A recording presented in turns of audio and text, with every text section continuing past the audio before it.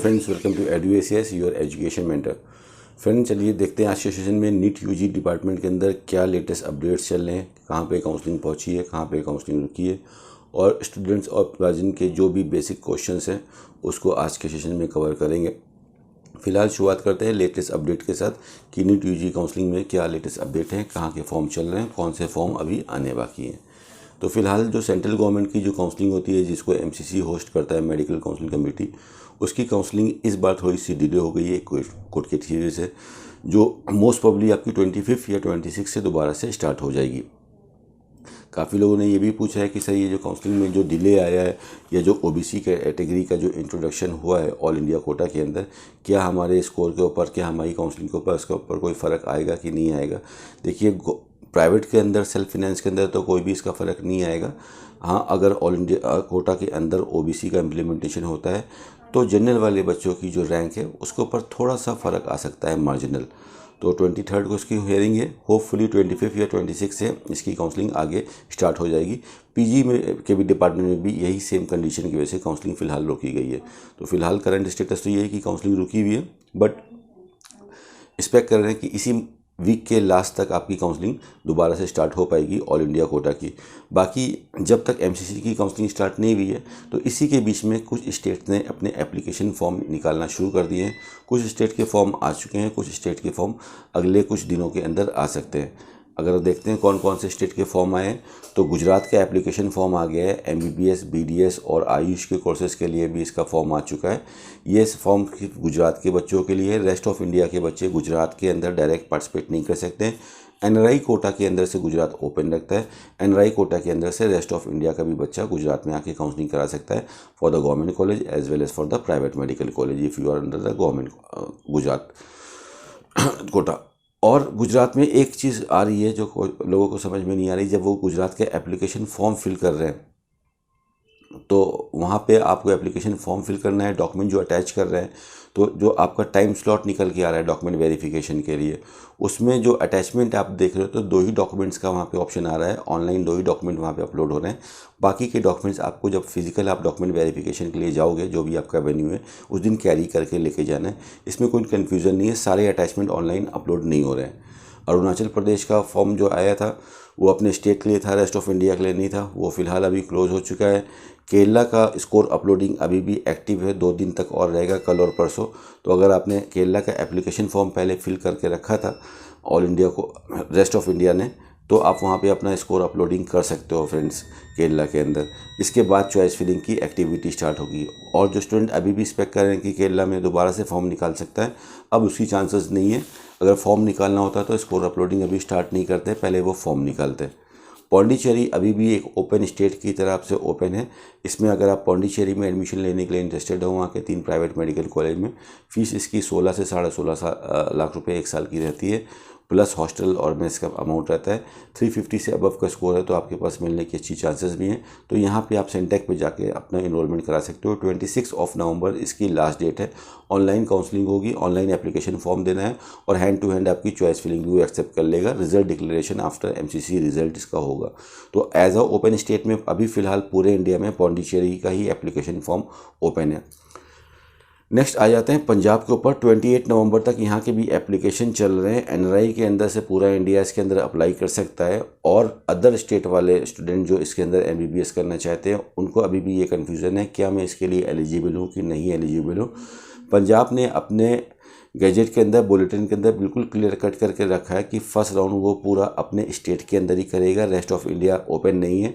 और second round में rest of India other state वाले बच्चे भी पंजाब में रजिस्ट्रेशन काउंसलिंग करा सकते हैं, लेकिन only for the course of BDS। यानी कि उसने बिल्कुल क्लियर कर दिया है कि MBBS के लिए इस साल 2021 के अंदर भी पंजाब पूरा क्लोज रहने वाला है। तो if you are expecting a seat of MBBS in Punjab, you should target some other state in order to get your seat. Punjab close रहेगा MBBS के अंदर, सिर्फ BDS के अंदर से वो ओपन है।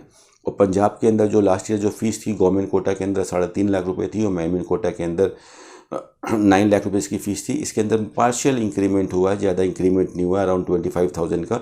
तो इससे अगर हम कट ऑफ का भी अंदाज़ा लगाते हैं तो ज़्यादा फ़र्क नहीं आएगा। मार्क्स वाइज अगर हम देखते हैं तो मार्क्स वाइज तो लास्ट ईयर्स के मुकाबले 6 से 7 नंबर नीचे आ सकते हैं, लेकिन रैंक वाइज ऑलमोस्ट सेम रहने वाला है। आदेश मेडिकल कॉलेज जो भटिंडा का है उसमें फ़ीस इंक्रीमेंट अच्छा आया है, 79 लाख का पैकेज हो गया है उसका। तो उसमें हम देख सकते हैं कि लास्ट ईयर के कट ऑफ से इस बार कट ऑफ थोड़ा सा अराउंड 40 नंबर नीचे जा सकता है, और इट इज़ एक्सपेक्टेड कि अराउंड 360 या 370 तक पंजाब वाले स्टूडेंट्स को आदेश मेडिकल कॉलेज भटिंडा के अंदर एडमिशन मिल सकता है। और अगर आपका स्कोर पंजाब से आप बिलोंग करो, 350 के भी नीचे का स्कोर है, उस कंडीशन में आपको दूसरा स्टेट अभी से टारगेट कर लेना चाहिए, फिर आपके पास पंजाब में कोई चांस नहीं है MBBS की सीट मिलने का। तो पंजाब का करंट ये स्टेटस ये था। CMC वेल्लोर भी ओपन होकर क्लोज हो चुका है स्कोर अपलोडिंग के लिए। अब बहुत ही जल्दी स्कोर अपलोडिंग में 2-4 दिन के अंदर हो सकता है आपका इनपर्स यूनिवर्सिटी, आपका IPU दिल्ली भी ओपन कर सकता है, और वो भी अपना स्कोर अपलोडिंग का ऑप्शन एक्टिवेट कर देगा। काफ़ी जगह पे सेंट्रल पूल के लिए ऑफलाइन नोटिस लिए हैं, फॉर्म्स फिल कराए। तो सेंट्रल पूल के अंदर फ़िलहाल ऐसी फैमिली जो टेररिस्ट विक्टिम्स फैमिलीज थी, तो उन्हीं लोग के लिए इस बार से फॉर्म ओपन किए गए। इसके बाद सारे फॉर्म अभी कभी भी आ सकते हैं। आप लोग चेक करते हो, चैनल पे कमेंट करते हो कि आंध्र प्रदेश का फॉर्म कब आ रहा है। आंध्र प्रदेश के लिए अभी फ़िलहाल कोई नोटिफिकेशन नहीं है। इट इज़ एक्सपेक्टेड कि in next few days, most probably in this week, AP भी अपना एप्लीकेशन फॉर्म निकाल देगा। इस बार डिले की वजह से थोड़ा सा काउंसलिंग का प्रोसेस भी चेंज हो रहा है। हर साल एक ऑर्गेनाइज वे में पहले सेंट्रल गवर्नमेंट की काउंसलिंग होती थी, उसके बाद स्टेट अपने नोटिफिकेशन निकालते थे, बट इस बार काउंसलिंग में ज़्यादा डिले हो रहा है, इसलिए फॉर्म स्टेट वाले पहले निकाल दे रहे हैं, आपके एप्लीकेशन ले ले रहे हैं, लेकिन रिजल्ट डिक्लेरेशन वो करेंगे सेंट्रल काउंसलिंग के फर्स्ट राउंड के बाद ही। तो अभी ओपन स्टेट में अगर हम पूरे इंडिया में देखते हैं तो सिर्फ एक ही जगह का फॉर्म आया है, वो पौंडीचेरी का फॉर्म आया है दोस्तों। बाकी जो अदर ओपन स्टेट हैं, जैसे कि कर्नाटक ओपन स्टेट है, उसका एप्लीकेशन फॉर्म अभी आना बाकी है। तेलंगाना का एप्लीकेशन फॉर्म अभी आना बाकी है। आंध्र प्रदेश का फॉर्म आना बाकी है। तमिलनाडु का फॉर्म अभी एज ए ओपन स्टेट में आना बाकी है। उत्तराखंड, हिमाचल प्रदेश, हरियाणा, गुजरात, उत्तर प्रदेश, बिहार, वेस्ट बंगाल, ये सब भी एक ओपन स्टेट्स हैं, इनका फॉर्म भी अभी आना बाकी है। तो अगर आपको अपने स्टेट में सीट नहीं मिल रही तो ये सारे स्टेट्स का आप बेनिफिट उठा सकते हो। यहाँ पे जाके प्राइवेट मेडिकल कॉलेज में काउंसलिंग करा के आप अपने स्कोर के अकॉर्डिंग अपनी सीट को ले सकते हो फ्रेंड्स। और इसके साथ में आपके पास डीम्ड का तो ऑप्शन रहेगा, उसका भी आपको यूटिलाइजेशन करना है। तो फिलहाल अगर हम काउंसलिंग में देखते हैं तो ये अपडेट चल रहा है। कुछ स्टेट के फॉर्म आए हैं, उसमें ओपन स्टेट की कैटेगरी में पौंडीचेरी है।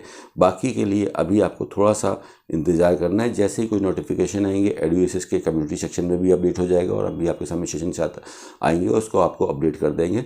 और अगले 2 महीने तक हमारी काउंसलिंग चलती रहेगी, first round, second round, third round. उसके बाद अगर सीट बचती है तो स्टे राउंड भी होता है। लेकिन आप एक अच्छी स्मार्ट स्ट्रैटेजी के साथ काउंसलिंग कर रहे हो तो होपफुली आप शुरुआत में ही सीट लेके अपना काम फिनिश कर लोगे, फर्स्ट राउंड में बेस्ट अलॉटमेंट के साथ चले जाओगे फ्रेंड्स। इसके बाद कुछ बेसिक क्वेश्चन कुछ लोगों ने पूछे थे, कुछ स्टूडेंट्स के। इसमें यह था कि IP कोटा की जो काउंसलिंग होती है, IP उसका क्या प्रोसेस रहता है, ESIC का जो IP वार्ड्स हैं, तो इसकी भी काउंसलिंग आपकी MCC के ऊपर ही होगी। वहीं पे आपके एप्लीकेशन आएंगे। जब आप अपने फॉर्म फिल करोगे तो आपको MCC पे जब फॉर्म फिल करते टाइम अपना काउंसलिंग टाइप सेलेक्ट करना रहता है कि कौन आर्म फोर्स में काउंसलिंग कराने वाला है, कौन ESIC के अंदर काउंसलिंग कराएगा, कौन डीम के अंदर कराएगा, कौन ऑल इंडिया कोटा के अंदर कराएगा, कौन DU के अंदर कराएगा, कौन सेंट्रल यूनिवर्सिटीज़ में कराएगा। तो आप वहाँ पे ESIC को सेलेक्ट करोगे, एप्लीकेशन दोगे, वहीं पे ऑप्शन आएंगे, चॉइस फिलिंग करोगे और आपको अलॉटमेंट आएगा। कंप्लीट ऑनलाइन एक्टिविटी के थ्रू आपकी काउंसलिंग होगी। लास्ट ईयर के मार्क्स के अकॉर्डिंग देख रहे हो तो 5 से 6 नंबर आपके नीचे जा सकते हैं। 50,000 के अंदर अगर आपकी रैंक है तो you have a very good chance to get a seat अंदर in the ESIC counselling in UR category. और एक क्वेश्चन, इस टाइप के बहुत कॉमन क्वेश्चंस आते रहते हैं काफ़ी फ्रेंड्स के कि what is a better choice sir, PIMS Loni और अपोलो मेडिकल कॉलेज हैदराबाद। देखिए, इसमें हमको थोड़ा सा आप अपने आप को भी इन्वॉल्व करके अगर देखते हो तो आपको एक बेटर आंसर मिलेगा। अगर आप परवरा लोनी को कंपेयर करते हो अपोलो मेडिकल कॉलेज से, तो ऐसा नहीं कि कोई कॉलेज ख़राब है, दोनों इक्वली बहुत ही अच्छे कॉलेज है। अपोलो भी बहुत अच्छा कॉलेज है और उसमें भी काफ़ी फैसिलिटीज़ है, बहुत अच्छा इंफ्रा है। और पिम्स लोनी तो एक ब्रांड नेम है, काफ़ी पुराना चला आ रहा है। अब यहाँ पे आप दोनों की फीसेस को भी देखते हो तो अपोलो की फ़ीस थोड़ी सी कम है, पिम्स लोनी की फ़ीस उससे थोड़ी सी ज़्यादा है। 4-5 लाख रुपीज़ का एनुअल इंक्रीमेंट है। तो आप इसमें ये देखो, पूरा कंक्लूजन निकालो कि आपको फ़ीस कहाँ पे कम पड़ रही है, लैंग्वेज वाइज आपको कहाँ पे बेनिफिट मिलेगा। तो महाराष्ट्र की लैंग्वेज और आप तेलंगाना की लैंग्वेज में कंपैरिजन करके देख लो। आप अपने घर से अपनी लोकेशन वाइज देख लो कि आपकी जर्नी वहाँ पे कहाँ पे कंफर्टेबल होगी, ये देख लो, बिकॉज दोनों कॉलेज के पैरामीटर्स ऑलमोस्ट सेम है। प्लस आप ये देखो कि इन दोनों में से जहाँ से भी आप अपना यूजी करोगे, पीजी में भी आपका वो डोमिसाइल स्टेट काउंट होगा। तो महाराष्ट्र जा रहे हैं तो आपको पीजी में क्या बेनिफिट मिलेगा, तेलंगाना जा रहे हो तो क्या बेनिफिट मिलेगा। तेलंगाना का कट ऑफ अगर आप देखते हो तो महाराष्ट्र से थोड़ा सा नीचे जाता है, तो ये पीजी में आपको थोड़ा कट ऑफ बेनिफिट मिल जाएगा। इस तरह से आप कंक्लूजन कर लो। कॉलेज दोनों भी बहुत अच्छे हैं, दोनों में कोई भी कॉलेज से आप अपना यूजी परस्यू कर रहे हो, एमबीबीएस परस्यू कर रहे हो, that is going to be very good for you. Telangana का नाम निकला है तो तेलंगाना का भी डिस्कशन कर लेते हैं। तेलंगाना ने अपनी एक मेरिट लिस्ट निकाली थी स्टेट की, हर स्टेट अपनी मेरिट लिस्ट निकालते हैं। तो जो मेरिट लिस्ट निकालते हैं उसमें ये बताया जाता है कि हमारे स्टेट से कितने बच्चों ने पार्टिसिपेट किया, कितने उसमें अपेयर हुए और कितने बच्चों ने क्वालिफाइड किया, और उसमें और फिल्टर करते हैं तो ये पता चलता है कि टॉप कैटेगरी वाइज स्टूडेंट कौन है। 600 का मार्क्स जिनको मिला उतने बच्चे हमारे स्टेट में कितने हैं, 650 के रेंज में कितने बच्चे हैं, 500 की रेंज में कितने बच्चे हैं। तो अगर तेलंगाना का रिकॉर्ड आप 2020 से 2021 का कंपैरिजन करते हो तो 2021 में तेलंगाना के जो स्टूडेंट्स हैं उनका नीट में परफॉर्मेंस थोड़ा सा डाउन गया है in comparison to last year. तो ये डाउन जाने की वजह का जो फ़र्क है वो आपके कट ऑफ के ऊपर ही पड़ेगा और आपका कट ऑफ भी डाउन होगा, बिकॉज लास्ट ईयर 600 के ऊपर काफ़ी बच्चे थे वहाँ पे, इस बार उतने बच्चे नहीं हैं। स्कोर वाइज थोड़ा सा जो हर साल का जो क्वालिफाइंग भी रहता है परसेंटेज, उसमें भी थोड़ा तेलंगाना डाउन हुआ है। तो इस बार तेलंगाना का कट ऑफ जो है काफ़ी नीचे जा सकता है और there is a healthy chances कि वो 500 या 500 के भी कुछ नंबर नीचे 495 तक भी आपको कैटेगरी ए के अंदर से, स्टेट कोटा के अंदर से आपको गवर्नमेंट कॉलेज मिल सकते हैं। इसका बेनिफिट सिर्फ तेलंगाना के बच्चों को ही मिलेगा, अदर स्टेट वालों को इसका बेनिफिट नहीं मिलेगा। दोस्तों, आंध्र प्रदेश के बारे में भी कई बार कमेंट किया गया है, तो आंध्र प्रदेश की काउंसलिंग अभी स्टार्ट नहीं हुई है। जैसे भी कोई अपडेट आएगा आप लोग को इस बारे में इंफॉर्मेशन मिल जाएगी। महाराष्ट्र के लिए काफ़ी लोगों ने पूछा है कि सर महाराष्ट्र के बारे में बताओ। देखिए, महाराष्ट्र की सबसे जो इम्पोर्टेंट बात है वो वन टाइम चॉइस फिलिंग लेता है। एक बार आपने चॉइसेस दे दी तो लास्ट तक वही चॉइसेस चलती है। तो चॉइस फिलिंग में हमको बहुत अच्छे से करना है, शुरुआत में ज़्यादा चूजी नहीं होना है, बिकॉज अल्टीमेटली अलॉटमेंट आपकी रैंक के ऊपर ही मिलेगा, आपकी कंडीशंस के हिसाब से नहीं मिलेगा। तो अगर आप कुछ चॉइस को एडिट करना चाहते हो इन फर्दर राउंड तो उसका मौका नहीं मिलता है। तो अपने स्कोर और अपनी कैटेगरी को देख के चॉइसेस करिए।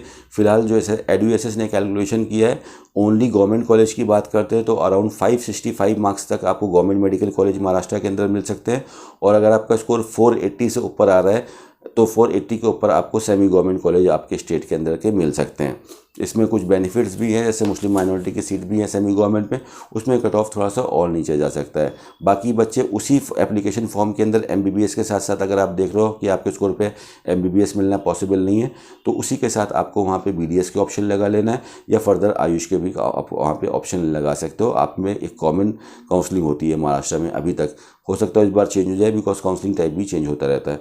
और अगर आप देख रहे हो कि आपका स्कोर 450 के नीचे आ रहा है और आपको एमबीबीएस करना है तो आपको महाराष्ट्र के अलावा दूसरे स्टेट पे अभी से टारगेट करना स्टार्ट कर देना है जहाँ पे आपको सीट मिल सकती है। फ्रेंड, बीडीएस के कट ऑफ सर स्टेट के कैसे देखे जाते हैं? बीडीएस के कट ऑफ जो भी आपका स्टेट का क्लोजिंग एमबीबीएस का कट ऑफ है, फॉर एग्जांपल मान लीजिए 600 पे आपके स्टेट पे गवर्नमेंट सीट खत्म हो रही है तो 599 से आपका बीडीएस अलॉटमेंट शुरू हो जाएगा। बिकॉज अलॉटमेंट के टाइम, चॉइस फिलिंग के टाइम स्टूडेंट जो बॉटम लाइन पे होता है, जिसको एक रिस्क फैक्टर में होता है, कंफर्टेबल नहीं होता है कि हो सकता है गवर्नमेंट कॉलेज ना मिले, तो वो बीडीएस भी लेके चलते हैं। 100% बच्चे तो नहीं लेके चलते हैं, लेकिन उसमें 10% बच्चे भी ये प्रोसेस को लेके चलते हैं। तो आपको पता है कि बीडीएस की फीस सीट्स काफ़ी ज़्यादा कम है in comparison to BDS MBBS, इससे उसका कट ऑफ ज़्यादा नीचे तक नहीं जाता है।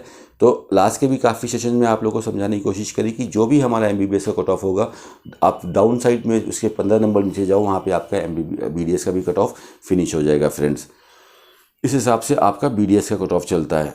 ओपन स्टेट्स लिस्ट बताइए सर। ओपन स्टेट्स के लिए बेसिकली 2 मिनट पहले भी हमने आपको बताया कि ओपन स्टेट में फ़िलहाल अगर आप देखते हो तो Pondicherry as a open state में अपना एप्लीकेशन फॉर्म निकाल चुका है। 26 नवंबर इसकी लास्ट डेट है, लास्ट डेट एक्सटेंड करी गई है। इसके बाद ओपन स्टेट में अगर आप ऊपर से देखते हो इंडिया के हेड साइड से, तो ऊपर से आपका पंजाब इस बार से क्लोज हो गया है। तो अब हिमाचल प्रदेश ओपन स्टेट में आएगा, उत्तराखंड ओपन स्टेट में आएगा, हरियाणा ओपन स्टेट में आएगा, राजस्थान ओपन स्टेट में आएगा, उत्तर प्रदेश ओपन स्टेट में आएगा, बिहार ओपन स्टेट में आएगा, वेस्ट बंगाल ओपन स्टेट में आएगा, कर्नाटका, तमिलनाडु, आंध्र प्रदेश, तेलंगाना, ये सारे ओपन स्टेट में आएंगे। महाराष्ट्र के भी अपनी NRI कैटेगरी वाली जो सीट्स होती है जिसकी फ़ीस 3 टाइम्स होती हैं एनुअल, जिसकी फ़ीस 35 लाख रुपीज़ के आसपास पड़ती है, वो भी एज अ ओपन लेके आना उसने स्टार्ट कर दिया लास्ट ईयर से। तो अगर आपका स्कोर बहुत बॉटम लाइन से आ रहा है, अच्छा कॉलेज लेना चाहते हो, फंड का इशूज़ नहीं है, तो आप इन सब कॉलेज में भी ट्राई कर सकते हो। और ज़्यादातर जो लोगों ने ये चीज़ पूछी कि सर मेरा ये मार्क्स है, ये रैंक है, क्या मुझे MBBS की सीट मिल सकती है?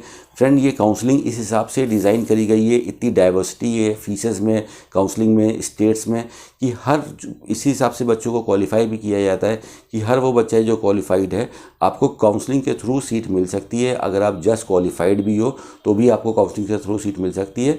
बस आपको पता हो कि आप कहाँ पे काउंसलिंग के लिए अप्लाई करो, कैसे अप्लाई करो, कौन से राउंड में अप्लाई करो, जिससे आपको सीट मिल जाएगी। एक कॉमन सेंस की बात है कि अगर आपका स्कोर बॉटम लाइन से आ रहा है, बहुत डाउन है, तो आपकी फीसेस अपर रैंकर के मुकाबले में थोड़ी हाई जाएंगी, because upper rankers low fees के पहले से टारगेट करते हैं। ठीक है, तो इस प्रोसेस से आप काउंसलिंग के लिए दे सकते हो। फिलहाल अभी कुछ स्टेट्स ओपन है, हो सकता हो अगले 2-3 दिनों में और भी स्टेट्स का फॉर्म आ जाए, उसकी अपडेट आपको यहाँ से मिलती रहेगी। और जो मच अवेटेड काउंसलिंग है MCC, वो अगले 3 से 4 दिन के अंदर स्टार्ट होने की चांसेस है फ्रेंड्स। तो ये था अभी तक का MBBS की काउंसलिंग का लेटेस्ट अपडेट। होपफुली इस सेशन से आपको कुछ लेटेस्ट अपडेट मिले होंगे काउंसलिंग के लिए, और बिल्कुल प्रिपेयर रहिए। जैसे अभी MCC की काउंसलिंग स्टार्ट होती है आप उसमें जाके स्टार्ट कर सकते हो। काफ़ी पेरेंट्स ये भी पूछ रहे थे क्या सर MCC की काउंसलिंग करना ज़्यादा ज़रूरी है, क्या हम अपनी स्टेट की काउंसलिंग में डायरेक्ट पार्टिसिपेट नहीं कर सकते? ऐसा कोई रूल नहीं है। अगर आपको अब किसी स्टेट में जाकर डायरेक्ट काउंसलिंग करनी है तो आप अपने स्टेट में जाकर डायरेक्ट काउंसलिंग भी कर सकते हो। इट इज़ नॉट नेसेसरी, कोई बाउंडेशन नहीं है कि आप ऑल इंडिया की काउंसलिंग करोगे तभी आप स्टेट की काउंसलिंग कर सकते हो। You are totally free about that. आपको कौन सी काउंसलिंग करना है आपको खुद से टारगेट करना है फ्रेंड। तो एडुसेस पूरी कोशिश करता है अपने सेशंस के थ्रू कि सारे स्टूडेंट्स को इन्फॉर्मेशन देते रहें, जिससे कि आप अपनी हेल्दी काउंसलिंग अप्रोच बना के आप काउंसलिंग कर सकते हो। उसके बाद भी अगर आप लोगों को इश्यूज़ आ रहे हैं, समझ में नहीं आ रहा है कैसे अपनी काउंसलिंग के लिए प्रोसीड करें, तो आप हमारी टीम से कांटेक्ट कर सकते हैं। We will definitely help you out that how you can proceed और counselling on the basis of your marks, जैसे आपको बेस्ट अलॉटमेंट मिल सके फ्रेंड। तो आज के लिए इतना ही। Thank you so much for giving your valuable time. All the very best for your NEET counselling activities friend. Thank you so much.